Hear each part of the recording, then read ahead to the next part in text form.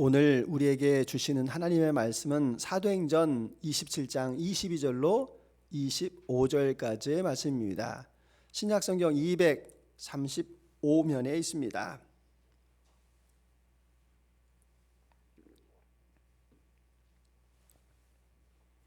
사도행전 27장 22절로 25절까지의 말씀 찾으신 줄 알고 우리 한 목소리로 같이 합독하겠습니다.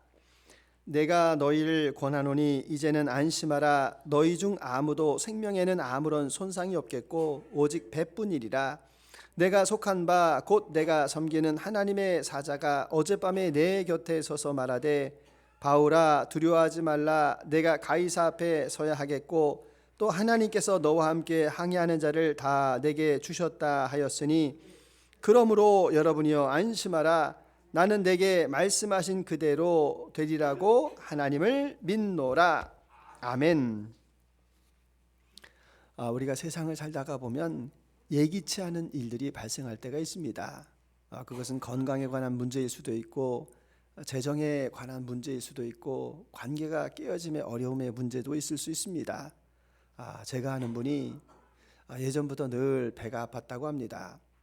늘 배가 아프고 소화가 잘 되지를 않는가 이렇게 생각을 해가지고 배가 아프면 늘 소화제를 먹었는데 한날은 너무 배가 아픈데 뒤틀리듯이 아프다라는 겁니다.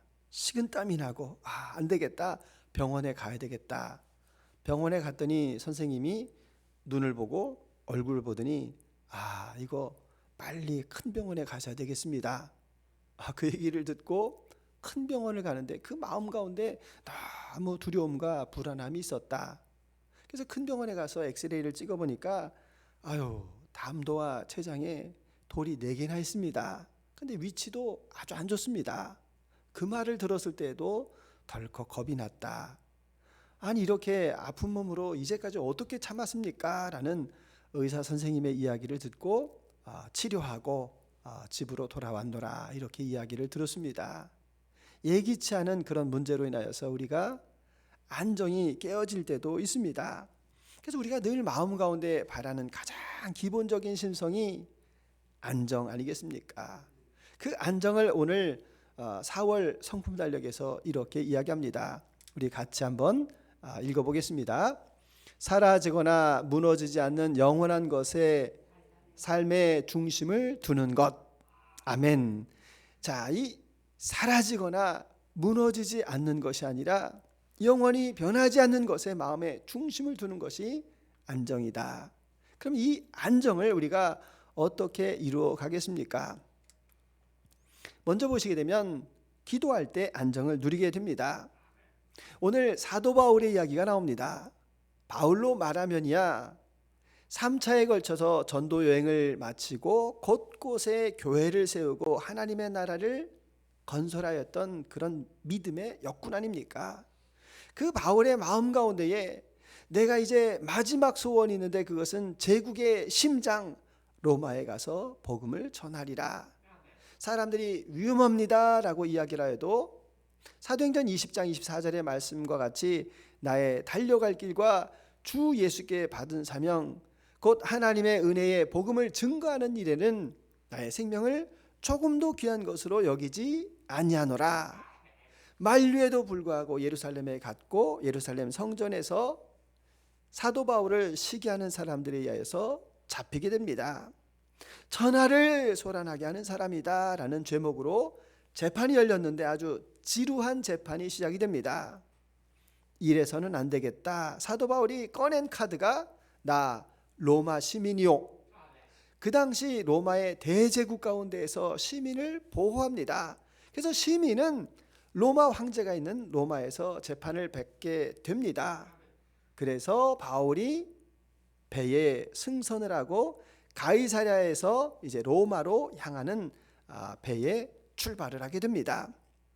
자, 그때 탔던 배가 알렉산드리아라는 그런 배의 이름인데 이게 길이가 55m나 되는 큰 배입니다. 그리고 1200톤 정도가 되고 죄수 그리고 승무원을 포함하여서 227명이 함께 탑승을 하였던 그런 배였습니다. 근데 이제 이 사람들이 항해를 출발하던 때가 언젠가면 9월 말입니다.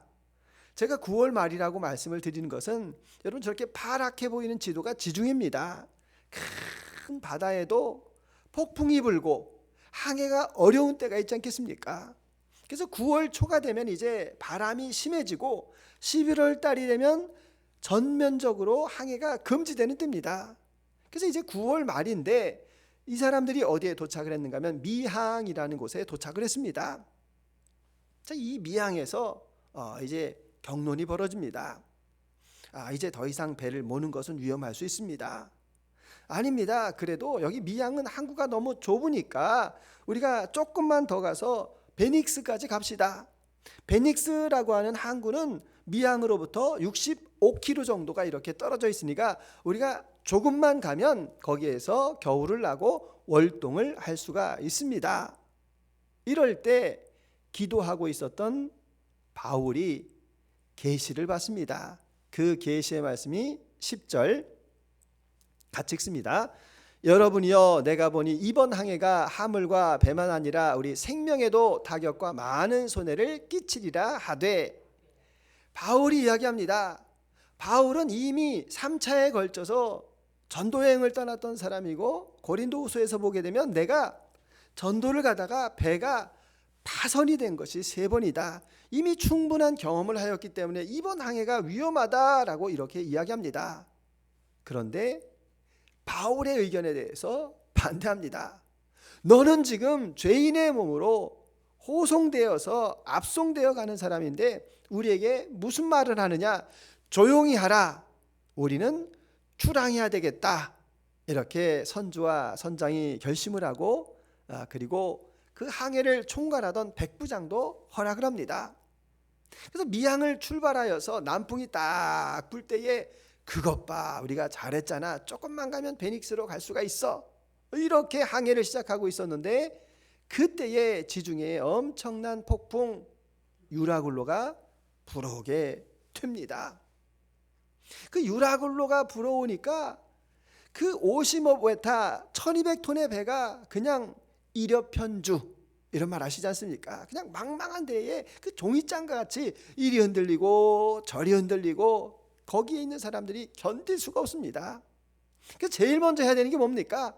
배에서 짐을 버려야 되지 않습니까? 짐을 버리는데 그 배에 실었던 짐이 무엇인가 하면 밀을 실었습니다. 그러니까 그 이집트, 애굽에서 밀을 실어가지고 항해를 해서 로마까지 가서 큰 수익을 남기려 하고 있는 그 배였는데 지금 수익이 중요한 게 아니라 당장 죽게 생겼으니까 그 밀을 다 버려라. 바다에 그 아까운 밀들을 다 버립니다. 그러고도 가는데 이게 기울어질 때마다 그 기구가 중심을 잡는데 어려움을 겪게 합니다. 그래서 기구도 버려라. 닻을 버리고 그리고 보트를 버리고, 무슨 말입니까? 다음에 항해를 해야 되는데 그 항해를 할 수 없도록 그저 지금은 살아남는 게 제일 우선이다. 사는 게 제일 중요하다. 생존에 대한 욕구가 강하게 일어나고 있는 것을 보게 됩니다. 여러분, 우리가 심리학자 머슬로우라는 사람이 인간에게는 5가지의 욕망이 있다 이렇게 말합니다. 제일 먼저 생리적인 욕구가 있습니다. 먹고 자고 싸고 이런 생리적인 욕구가 제일 중요하고, 그 다음에는 안전에 대한 욕구입니다. 우리 집에 도둑이 들어올 것 같아. 담장을 좀 높여야 되겠어. 금고를 좀 튼튼히 해야 돼. 이런 안전의 욕구가 있고, 그리고 이제 이 소속에 대한 욕구가 있습니다. 내가 어느 공동체에 들어가는 것이 좋을까 이렇게 생각을 하고, 그리고 그 공동체에서 내가 존중받으면 좋겠다 이렇게 생각합니다. 그런데 내가 거기에서 중요하지도 않고 존중을 받지도 아니하면 그 공동체에 속하려고 하지를 않습니다. 그리고 그 속하여 있는 공동체에서 자아를 실현하라고 합니다. 내가 노래를 잘 부르니까 이 공동체에서 내가 노래를 부르고 싶다. 내가 리더십이 있으니까 내가 이 공동체에서 지도자가 되고 싶다. 이런 욕구들이 쭉 있습니다. 그런데 지금 상황을 한번 보시게 되면 그 위에 있는 것부터 이렇게 다 없어지는 겁니다. 사람이 많이 배우고 그리고 소득이 높아질수록 이와 같은 이 욕구들을 충족하고 싶어 하지만, 그런데 거꾸로 지금 상황에서는 그런 거 다 필요 없습니다. 지금은 이 배에서 무엇이 필요한가 하면 살고 싶다. 이 폭풍 가운데에서 내가 안정하고 싶다라는 그런 마음의 생각이 들어갑니다. 여러분, 우리도 마찬가지 아닙니까? 우리가 젊었을 때는 여러 가지 욕구들을 추구하지만 나이가 들어갑니다. 그 나이가 들어가시는 분들에게 질문을 합니다. 뭐가 제일 중요합니까? 그러면 나이 드신 분들이 공통적으로 얘기하는 게 건강이요. 건강이 최고요. 이게 뭡니까? 우리 안에 안전에 대한 욕구와 생리적인 욕구가 가장 크다, 이것을 알 수가 있습니다. 자, 그래서 여기에서 온갖 것을 다 실현해보고 기도는 안 해봤겠습니까? 그 각자 다 믿는 이 신들을 향하여서 다 기도하지 않았겠습니까? 그래서 마크렐렐이라는 사람이 사람은 자신의 기대에 못 미칠 것을 알지만 무엇인가를 그래도 기대한다, 이런 이야기를 합니다. 거의 죽을 지경입니다. 그런데 그때 누가 나타나는 겁니까? 바울이 나타납니다. 바울이 많은 사람 앞에서 뭐라고 이야기하는가 하면 24절, 우리 봉독한 말씀 다시 한번 읽습니다.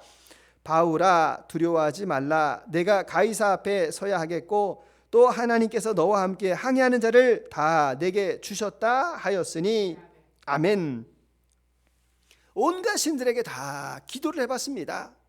그런데 그 이방 신들은 전혀 대답이 없는데 바울이 믿고 있는 그 하나님께서 바울에게 말씀하십니다. 너는 로마에 갈 것이고 그 배 안에 있는 사람들을 너의 손에 다 주셨다라고 이렇게 일성을 외치게 됩니다.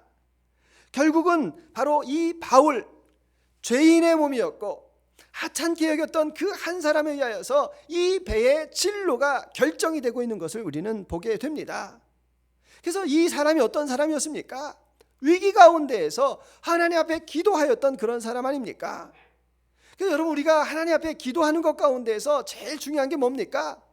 내가 가지고 있는 그런 욕구와 내 욕망들을 다 제거하고 내가 하나님 앞에 온전한 존재자로 서기를 원합니다라는 그 기도가 가장 중요한 기도 아니겠습니까? 제가 기도하는 가운데 이런 생각이 들었습니다. 지금 내 나이대로 기도하지 말자. 지금 내 나이대로 기도하지 말고 내가 지금 80이다. 내가 지금 90이다. 이 마음을 가지고 기도해야 되겠다라는 생각이 들었습니다. 내 나이에는 지금 바라는 것이 많지 않습니까? 소원하는 것도 많고 그것이 때때로 내 욕심이 되는데, 그런데 정말 중요한 것은 내가 80이 되고 90이 되었을 때 내가 정말 하나님 앞에 기도할 수 있는 것이 무엇인가? 하나님, 집 사고 싶습니다. 자동차 바꾸고 싶습니다. 우리 자녀 팍팍 밀어주고 싶습니다. 이런 생각을 제가 그 나이 때 하겠습니까? 이제 주님께서 나를 부르실 날이 얼마 남지 않고 주님 앞에 기약이 없는데 주님 부르실 때 나는 무엇을 가지고 내가 주님 앞에 갈 수가 있겠습니까? 주님, 내가 주님 앞에 설 때에 어떤 존재입니까? 그 존재자로만 하나님 앞에 서게 되는 것 아닙니까? 그래서 시편 102편 26절에서 이런 이야기합니다. 같이 읽습니다. 천지는 없어지려니와 주는 영존하시겠고 그것들은 다 옷같이 낡으리니 의복같이 바꾸시면 바뀌려니와 아멘. 지금 우리가 살고 있는 그런 욕구들은 다 무엇과 같다라는 겁니까? 옷과 같다라는 것입니다. 옷과 같이 다 낡아지는 것이 우리의 인생이고 우리의 삶이지만, 그러나 변함이 없는 것, 그것은 바로 영존하시는 하나님, 그 하나님, 천지 만물을 지신 그 하나님, 이 인생의 위기 가운데에서 오직 주님만을 의지할 때 그 문제들을 뚫고 나가게 하시는 그 주님을 의지하겠다. 여러분, 그것이 바로 안정의 가장 기본적인 것, 주님만을 의지합니다. 두 번째는 주님의 길을 걸을 때 안정을 누리게 됩니다. 사라지거나 무너지지 않는 영원한 것을 삶의 중심으로 삼지 않을 때, 그럴 때 어떤 역사가 나타납니까? 그때부터 삶에 통찰력이 생깁니다. 미래에 대한 비전을 가질 수가 있습니다. 자, 여기에 지금 탑승한 사람들 한번 보시기 바랍니다. 자, 이 배를 총괄하고 있는 백부장이 있습니다. 이 사람의 꿈은 무엇인가 하면 이 항해를 안전하게 잘 이끌어가서 로마에 가서 진급하고 싶다. 이게 백부장의 꿈입니다. 또 선주, 배의 주인하고 선장은 뭡니까? 여기 밀을 많이 싣고 곡물을 많이 실어가지고 이것을 로마에 가져가가지고 이익을 남겨서 부자가 되고 싶다. 또 거기에 선원들, 노를 저었던 선원들은 무슨 생각이 있습니까? 우리가 베닉스에 가자. 그 베닉스에 가면은 거기 목욕탕도 있고 극장도 있고 거기서 실컷 잘 즐기다가 월동하고 봄에 이제 로마로 가자. 이러한 꿈들이 있었는데 그러한 꿈들이 바로 이 폭풍 앞에서 한낱 허망에 불과하다라는 것을 지금 말씀해주고 있습니다. 그래서 그 위기가 찾아올 때 내가 믿던 모든 것이 다 무너지게 되어 있습니다. 우리가 찬송가 488장 3절에서 무엇을 찬송합니까? 세상에 믿던 모든 것 끊어질 그날 되어도 주님의 언약 믿사와 내 소망 더욱 그리라. 주님은 나의 반석이십니다. 주님은 나의 반석이십니다. 여러분, 세상의 것이 다 끊어져도 주님과 나와의 그 언약이 남습니다 라고 고백하고 있는 것 아닙니까? 그 배 안에는 유대인도 타고 있었고 비유대인도 타고 있었고 계급도 있었고 계층도 있습니다. 그런데 바울로 인하여서 지도자가 완전히 뒤바뀌어지는 것을 볼 수가 있습니다. 그래서 바울은 선원들을 책망한 것이 아닙니다. 야, 겉봐, 내가 여기에 미항에 머물러야지 생명의 위협이 있다라고 내가 분명히 말하지 않았니? 이렇게 그들을 책망한 것이 아닙니다. 바울이 그 선원들을 보니까 폭풍 가운데에서 14일 동안 제대로 먹지도 못하고 두려움 가운데 있는 그 사람들을 바울이 지금 위로를 하고 있습니다. 그 말씀이 35절 36절에 나와 있는데 같이 읽습니다. 떡을 가져다가 모든 사람 앞에서 하나님께 축사하고 떼어 먹기를 시작하며 그들도 다 안심하고 받아 먹으니 아멘. 바울이 떡을 가져다가 그 사람들 앞에서 하나님께 축사하고 그 떡을 나누게 됩니다. 그 떡을 받고 나서 그들이 안심하고 위로를 받습니다. 그럼 마치 무엇과 같습니까? 성만찬과 같지 않습니까? 그 살과 피를 마심으로 하나가 되는 그 공동체, 바울에 의하여서 그와 같은 공동체가 이루어지고 있는 것을 볼 수가 있습니다. 바로 이와 같이 그 10년 가운데 안정이 넘치는 그 한 사람으로 인하여서 모든 사람이 다 위로를 받고 있는 자리가 있습니다. 우리 현대사 가운데서도 지금 우크라이나의 전쟁 가운데서도 그 대통령 한 사람으로 인하여서 그 국민들이 안정을 누리고 있는 그 역사의 현장이 우리에게 있지 않습니까? 바울을 신뢰하고 풍랑 가운데서도 그들이 평안을 누립니다. 마치 어떤 상태인가 하면 시편 131편 2절 같이 한번 읽습니다. 실로 내가 내 영혼으로 고요하고 평안하게 하기를 젖된 아이가 그의 어머니의 품에 있음 같게 하셨나니 내 영혼이 젖된 아이와 같도다. 아멘. 여기서 중요한 단어가 젖된 아이입니다. 젖된 아이. 젖 먹이는 아이가 아닙니다. 젖 먹이는 아이는 잠자리도 그리고 젖을 먹을 때에도 엄마 품을 떠나지를 못합니다. 근데 젖된 아이는 이미 먹을 것과 잠자리에서 어느 정도 떨어진 아이 아닙니까? 그 젖된 아이는 그냥 옆에 엄마가 있는가 확인만 되면 그가 안전하게 살아가고 있는 모습을 봅니다. 그 젖된 아이의 그 평온함을 이야기하는데 그 젖된 아이를 다시 한번 생각해 보시게 되면 여러분 호주의 캥거루 한번 보시기 바랍니다. 캥거루 그 엄마 뱃속에 육아낭이 있습니다. 그래서 그 육아낭에 그 새끼가 이렇게 있다가 지가 볼 일 있으면 밖에 나갑니다. 밖에 나가서 이렇게 열심히 놀다가 다시 급하면 엄마의 그 육아낭으로 들어옵니다. 여러분 우리가 주님 앞에 예배하고 있는 이 시간도 육아낭의 시간 아닙니까? 여러분 혹시라도 지금 두려워하고 계십니까? 걱정하는 일들이 있습니까? 그러한 모든 것들을 다 내려놓을 수 있는 자리가 바로 이 자리 아닙니까? 주님의 품으로 넉넉합니다. 주님으로 인하여서 감사합니다. 주님으로 인하여서 안전합니다. 이와 같은 사람들이 부르는 찬송이 있습니다. 여러분, 이 찬송 다 아실 줄 압니다. 평화 평화로다 하늘 위에서 내려오네. 그 사랑의 물결이 영원토록 내 영혼을 덮으소서. 평화 평화 평화로다 하늘 위에서 내려오네. 그 사랑의 물결이 영원토록 내 영혼을 덮으소서. 이 땅 위에 험한 길 가는 동안 참된 평화가 어디 있나.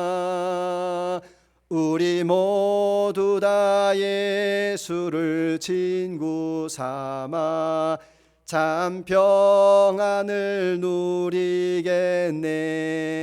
평화 평화 평화로다 하늘 위에서 내려오네. 그 사랑의 물결이 영원토록 내 영혼을 덮으소서. 아멘. 이와 같은 평안이 저와 여러분에게 넘쳐나시기를 원합니다. 여러분, 지금 이 이야기를 하고 있는 사람이 누굽니까? 다윗 아닙니까? 다윗을 보시게 되면 지금 이런 시를 적을 수가 있습니까? 사울왕이 다윗을 죽이겠다고 3,000명의 사람을 데리고 와서 이를 샅샅이 찾듯이 그냥 수풀을 헤매고 있는데 잡히면 죽는데 어떻게 그렇게 젖된 아이와 같다라고 이렇게 고백을 할 수가 있겠습니까? 그런데 주님 안에서 참 평안을 누린 사람, 주님이 나의 안정이 되십니다라고 고백을 하는 사람에게 주시는 한량없으신 하나님의 그 은혜와 사랑이 바로 안정이고 평안인 것을 믿으실 수 있기를 바랍니다. 그런데 이런 이야기를 하면 어떤 사람이 이렇게 이야기합니다. 아니, 그렇게 정적이고 그렇게 수동적이라서 어떻게 이 세상을 살아갈 수가 있겠습니까? 이렇게 말씀하시는 분들도 계십니다. 그런데 여러분, 우리가 잘 생각해 보시게 되면 쉼없이 사는 분이 있습니다. 끊임없이 사는 분이 있습니다. 그 동기가 무엇이겠습니까? 내 안에 있는 어떤 야심을 위하여서, 욕망을 위하여서 지금 욕심이 발동하여서 끊임없이 앞으로 전진하고 일을 하면서 살아가는 것 아닙니까?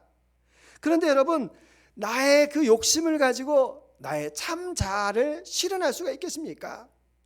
나의 욕심을 가지고 이루었습니다. 축하드립니다. 그런데 내 곁에 쓰러져 있는 많은 사람들이 있지 않습니까? 나로 인하여서 상처를 받은 많은 사람들이 있습니다. 이것을 어떻게 우리가 성공이라고 말할 수가 있겠습니까? 우리가 주님 안에 있을 때 주님께서 우리에게 지혜를 주셔서 내가 무엇을 할지를 안다라는 것입니다. 내가 그 일을 감당할 때 주님께서 합력하여서 선을 이루게 하시는 그 역사를 우리는 주님을 통하여서 이루어갑니다. 그것이 믿음이고 안정 아니겠습니까? 바울도 사실은 원래 그런 사람이었습니다. 바울 야심가 아닙니까? 내가 그 예수 믿는 사람들을 잡아가지고 저 사람들을 내가 박멸하고 내가 유대교에서 이름을 떨치리라 라고 하는 그런 야심이 그 안에 있었습니다. 그런데 그가 누구를 만나는 것입니까? 예수님을 만납니다. 다메섹에서 빛 가운데 예수님을 만났는데 그 예수님이 어떤 분이셨습니까? 그 예수님에 대해서 우리가 매일 성경의 말씀, 요즘 예수님의 기도에 대해서 우리가 보고 있습니다. 예수님 제자들에게 이런 말씀하십니다. 요한복음 14장 30절 같이 읽습니다. 이후에는 내가 너희의 말을 많이 하지 아니하리니 이 세상의 임금이 오겠음이라. 그러나 그는 내게 관계할 것이 없으니. 아멘. 자, 이제부터 내가 너희들에게 말을 많이 하지 않을 것이다. 왜 그렇습니까? 이제 십자가를 지셔야 되니까, 예루살렘에서 이제 십자가의 그 길로 가셔야 되니까. 그런데 그 세상 임금이 오겠다라고 이야기합니다. 누굽니까? 사단 마귀가 예수님을 그 십자가에 못 박으려는 그 계획을 가지고 예수님에게 오신다라는 것을 알고 있었습니다. 그런데 그 십자가 무엇입니까? 그 사단의 계획과 나는 관계가 없다라고 이야기합니다. 사단의 계획과 관계가 없고 나의 가는 길을 가겠노라. 그 길은 하나님께서 허락하신 길이고 생명을 살리는 그 길이라는 것을 예수님께서 말씀하고 계십니다. 이 세상의 임금과 관계없는 하나님께서 통치하시는 그 길을 나는 가겠다라고 고백을 하고 있는 그런 놀라운 역사를 보게 됩니다. 이 세상은 우리를 성공하겠다라고 이야기하면서 우리를 그 여러 가지 어려움 가운데에 빠뜨리게 하지만, 곤란함 가운데 빠뜨리게 하지만, 그러나 주님께서는 우리가 때때로 그 유라굴로라고 하는 그 태풍을 통하여서 그것을 뚫고 가게 하시고 그와 같은 놀라운 역사를 보여주신다라는 사실입니다. 사실 바울 생각해보면 엄청 서운하지 않았겠습니까? 하나님, 제가 복음을 위해서 로마에 가겠다고요. 내가 하나님의 이름을 증거하겠다고요. 근데 하나님, 이게 뭡니까? 내가 꽃가마 타고 가는 걸 원하지 않더라도 어떻게 나를 이렇게 죄수의 몸이 되게 하고 이 배를 태우셨는데 그 배에서도 어떻게 이렇게 태풍이 불어가지고 지금 14일 동안 먹지도 못하고 나도 고생하고, 하나님, 이게 정말 주님께서 나를 사랑하시는 방법입니까? 이런 생각하지 않았겠습니까? 사람이라면 그런 생각이 다 들 수 있습니다. 그런데 주님께서 그에게 더 중요한 것을 보여주시고 말씀해 주십니다. 어제 저녁이었습니다. 어제 저녁에 제가 잠을 자려고 잠을 청하고 있는데 갑자기 급한 전화가 왔습니다. 그러면서 제 후배가, 목사님, 큰일 났어요. 지금 저희 아들이 코로나에 걸려가지고 지금 혼절도 하고 지금 병원에 와가지고 응급실에 왔습니다. 기도 좀 해주세요. 거의 울먹이면서 막 이렇게 부탁을 하는 겁니다. 저도 잠결에 일어나가지고 제가 막 기도를 열심히 했습니다. 그리고 나서 나도 기도할게 이렇게 끊고 나서 제가 기도하고 또 주일이니까 잠을 청했습니다. 새벽에 일어나가지고 어떻게 됐을까 마음이 궁금합니다. 그래도 그 두려움 가운데 제일 중요한 게 안정 아닙니까? 안정. 그래, 그럼 내가 이 후배를 위하여서, 그 부부를 위해서 내가 기도문을 적어줘야 되겠다 생각이 들어서 아침에 기도문을 열심히 이렇게 써서 이렇게 보냈습니다. 그랬더니 연락이 왔길래 그때가 새벽 5시 40분 제가 전화를 했습니다. 어떠냐고. 그러니까 고맙습니다. 애가 열도 떨어지고 지금 많이 좋아져가지고 일반 병실에 와 있습니다. 고맙습니다.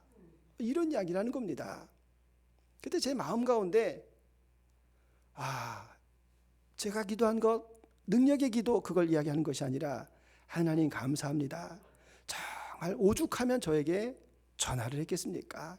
다급하게 전화를 하고 살려달라고 기도하지 않았겠습니까? 제가 기도하고 호전된 것에 대해서 너무 감사드립니다. 그 생각을 하면서 오늘 묵상을 하는데 바울이 생각이 나는 겁니다. 하나님, 왜 이렇게 힘들게 합니까? 왜 유라굴로로 인해서 나에게 고통을 주십니까? 그런데 그 많은 227명의 생명을 누구 손에 붙여주신 것입니까? 죄인이었는데 그 바울의 손에 주님께서 붙여주셨다라는 겁니다. 배멀미가 문제겠습니까? 육신의 고통이 문제겠습니까? 사람 난 그 기쁨으로 인해서 여인이 그 산고를 다 견디느니라라고 하시는 그 말씀과 같이 고통이었지만, 어려움이었지만 모든 일에게 주시는 그 하나님의 안정을 그가 깨닫고 감사하고 있는 자리 아닙니까? 우리 삶 속에 때때로 유라굴로와 같은 절망의 상황이 올 수도 있습니다. 건강이 무너질 수도 있고 재정의 어려움을 겪을 수도 있고 사람의 모함으로 인하여서 그 심중에 뼈가 마를 수도 있습니다. 그러나 그 상황 가운데서도 우리는 주권자 되시는 주님의 섭리를 나는 믿습니다. 그 하나님께서 허락하신 이 일 가운데에서 분명한 뜻이 있음을 나는 믿습니다. 포기하지 아니하고 난 하나님 앞에 기도하며 나아갑니다. 하나님의 뜻을 분별하기를 원합니다. 지금까지 내가 행하고 있었던 이 선한 일 하나님 앞에 변개하지 아니하고 끝까지 그 일을 감당하기를 원합니다. 여러분, 이와 같은 기도가 우리에게 안정을 가져다 주는 것 아닙니까? 사라지거나 무너지는 것에 마음을 두지 않겠습니다. 영원한 것에 내 삶의 중심을 두겠습니다. 이러한 안정으로 주님께 더 가까이 나가시는 저와 여러분 모두가 다 되시기를 주님의 이름으로 축원합니다. 주님 감사합니다. 우리의 인생이 옷과 같다라고 이야기합니다. 화려하고 추레하고 우리는 그것을 따지지만 그러나 그것은 소멸되어 갑니다. 하나님, 그때 남는 것이 무엇이겠습니까? 그때 남는 것이 하나님 앞에 존재로서의 나만 남게 되는 것임을 다시 한번 깨닫게 하여 주시옵소서. 성취를 하되 하나님 안에서 그 일을 하기를 감당하기를 원합니다. 하나님, 업적을 쌓아가되 주님과 동행하며 그 일을 이루기를 원합니다. 내 욕심대로 내 생각대로 하지 말게 하여 주시고 주님과 동행함으로 그 모든 일들을 잘 감당할 때 주님께서 가져다 주시는 그 안정이 우리 가운데 더 넘쳐나게 하시옵소서. 감사드리며 예수 그리스도의 이름으로 기도드립니다. 아멘.